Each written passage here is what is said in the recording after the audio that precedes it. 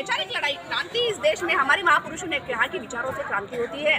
तो विचार अब जो हमारे लोगों को फैलाने का हम काम करते हैं, जो कार्यक्रम लेने का काम करते हैं, तो इन लोगों ने क्या किया, इस टीवी के माध्यम से हमारी महिला जो मान सम्मान, हमारी महिलाएं जो कर्तृत्ववान महिलाएं थी, हमारी जो खेती का जो शोध लगाते हैं, वो हमारी महिला इतनी चाणक्य चतुर बुद्धिमान महिलाओं को उन लोगों ने टीवी के माध्यम से गुलाम किया।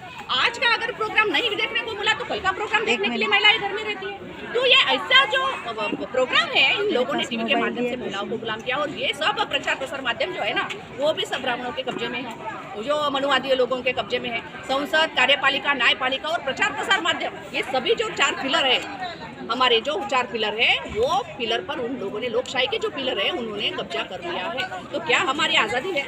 और आज़ादी नहीं है, इसलिए हम लोगों को लड़ाई करनी पड़ रही है। और इसलिए लोग, सभी लोग के, यही नहीं, हर स्टेट में गुलाम है। और हर स्टेट में अगर यही व्यवस्था है और यही अगर ये चलता रहा, माहौल चलता रहा, इसीलिए सभी लोगों का एक साथ में ऑल इंडिया से हम यहाँ पे एक स्टेज मंच उपस्थित करते हैं। और सालों में एक बार ये बामसेपुर राष्ट्रीय अधिवेशन बड़े पैमाने में लेते हैं और लोगों को जागरूक करते हैं कि आज भी आपकी पिटाई हो रही है। अभी 2025 को क्या होने वाला है, उनके 100 साल पूरे हो रहे हैं आरएसएस को। और आरएसएस को 100 साल पूरे होने के बाद में ये क्या करेंगे, मनुस्मृति लागू करेंगे और संविधान का खात्मा कर देंगे। अभी भी संविधान के विरोध में जो भी हमारे 6 अक्टूबर में नागपुर में हमने आरएसएस के हेडक्वार्टर पर बड़ी महारैली निकाली। वहाँ पर 3 से 4 लाख लोगों की संख्या थी। क्यों आए थे वो लोग? क्योंकि हमारा जो बोलने का संवैधानिक अधिकार हम लोगों को मिला, अभिव्यक्ति जो स्वातंत्र हम लोगों को मिला, ये स्वातंत्र वो खत्म करने का काम कर रहे हैं, हमारे कार्यक्रम रोकने का काम कर रहे थे। इसीलिए हम लोगों ने वहाँ पर महारैली निकाली।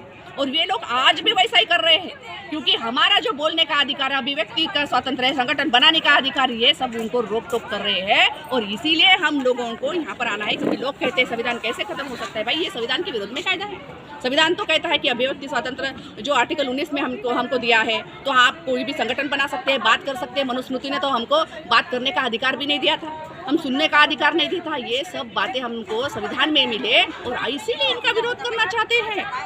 और ये विरोध करने का उनका ये काम जो है, वो अभी से नहीं, पहले से ही चल रहा है। संविधान जलाने का काम पहले भी 18 में हो चुका है, इसके पहले भी हो चुका है। विरोध ही कर रहे हैं, क्योंकि ये संविधान 85% SC, ST, OBC, NTT and converted minorities के लिए है। ब्राह्मणों के लिए कोई संविधान है ही नहीं। तभी भी संविधान कहता है कि संख्या के अनुपात में, भाई जिसकी जितनी संख्या हो उसके अनुपात में सबको मिलना चाहिए। तो ब्राह्मण अगर 3.5% है, उनको 3.5% मिलना चाहिए। लेकिन आपने EWS का आरक्षण अगर देखा होगा, तो 3.5% लोगों को 10% आरक्षण सुप्रीम कोर्ट ने लागू किया। क्या ये संविधान के विरोध में नहीं हो गया? तो ये संविधान के विरोध में हो गया। आज जब OBC की जनगणना का मुद्दा था, तो उन लोगों ने कहा था कि 50 के ऊपर नहीं दे सकते। 52% OBC को उन्होंने 27% आरक्षण दिया।